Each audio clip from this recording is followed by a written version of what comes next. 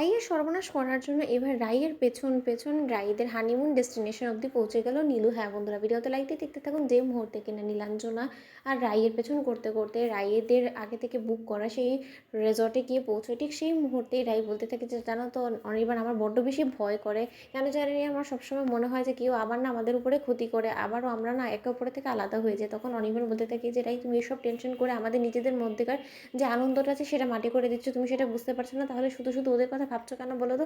ওসব কথা এখন আমাদের জীবনে অতীত, আমরা এখন বর্তমান নিয়ে ভাবি, সেটাই বরঞ্চ আমাদের জন্য বেটার। অন্যদিকে নীলু অন্য একটা রুমে চেক ইন করে বলতে থাকি যে দিদি ভাই, আমি তোর অনেকটা কাছাকাছি আছি, কিন্তু তার সত্ত্বেও তুই কোনো মতেই টের পাবি না, কারণ তুই টের পাওয়ার আগেই তো তোর বরকে আমি খেয়ে ফেলবো। তারপরে তোর বর নিরুদ্দেশ হয়ে যাবে এবং তুই তোর বরকে কোথাও খুঁজে না পেয়ে যখন হতাশ হয়ে খালি হাতে নিজের শ্বশুরবাড়িতে গিয়ে ফিরবি না, সেই চৌকর থেকে তোকে ঘাড় ধাক্কা দিয়ে তারা তোকে কোল ঠাসা করে বাড়ি থেকে বার করে দিবে। শুধু তাতেই নয়, তারপর যে অনি দাদা ভাইয়ের মা তোকে ছেলেহারার শোকে পাথর হয়ে যে তোকে কী শাস্তি দিবে সেটা তো আর আমার বুঝতে বাকি নেই, কারণ এমনিতেই তো তোকে আলটিমেটাম দিয়ে তোকে হানিমুনে পাঠিয়েছে।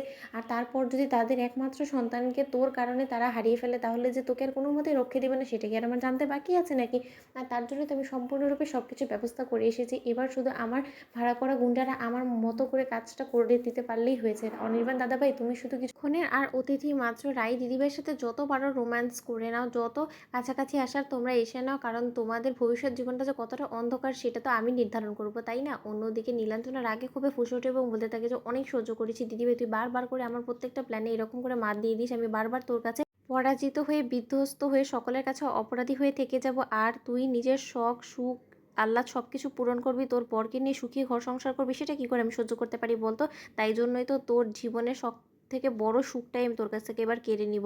অন্যদিকে অনির্বাণ যখন রাইকে জড়িয়ে ধরে বলতে থাকে যে রাই, এবার আমরা অন্য কারো কথা ভাববো না, শুধু আমরা নিজেদের মতন করে থাকবো, ঠিক সে সময় রাই বলতে থাকে যে বললেই হলো নাকি, অন্যদের কথা তো ভাবতে হয় তাই না? হাজারো আমরা তার পরিবার ছাড়া না, তাহলে পরিবারের কথা না ভেবে যাবোই বা কোথায় বলো তো? ঠিক সেই সময় রাইয়ের চোখে জল আসা মাত্রই অনির্বাণ বলতে থাকে যে রাই, কাঁদছো কেন? ঠিক সেই সময় রাই বলতে থাকে যে অনির্বাণ, না কেঁদে কী করবো বলো তো? কেন জানি না, যখনই আমি সুখের মুখ দেখি তখনই কেন জানি না আমার মনে হয় যে এই সুখ হয়তো আমার কপালে কোনো মতেই সহ্য হবে না, কারণ ক্ষণিকের এই সুখের কথা ভেবে আমি এতটা আনন্দ করতে চাই না, কারণ এই আনন্দ আমার কখনো সহ্য হয় না, সেটা তো তুমি খুব ভালো করেই জানো, সেটা তো তোমার কাছে অজানা নয় তাই না? ঠিক সেই সময় অনির্বাণ বলতে থাকে যে এবারে সুখটা তোমার কপালে অবশ্যই সইবে, আর তোমার কপালে সুখ শোয়ানোর জন্য এবার যত যা চেষ্টা করার সেই সব চেষ্টা আমি করব। আমি তোমার সুখে কোনো মতে এবার ভাটা পড়তে দেবো না, আর যে বা যারা তোমার সুখে ভাটা দেওয়ার চেষ্টা করবে তাদেরকে আমি কোনো দিনও তোমার সংস্পর্শে ঘেঁষতে দেবো না, যতদিন পর্যন্ত আমি বেঁচে আছি।